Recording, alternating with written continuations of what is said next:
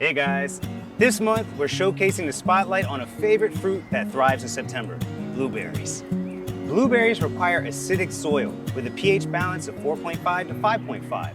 Try giving your soil a boost by using lots of acidic organic matter like leaf mold, pine needles, and composted bark. Add these to your soil to give the perfect home for your blueberries. When planting blueberries, dig a hole that matches the depth of the root ball.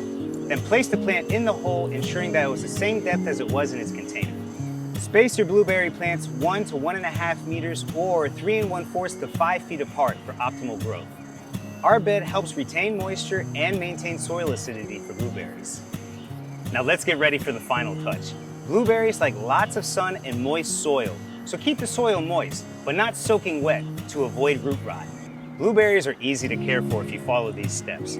They'll reward you with nutrition and deliciousness for years to come.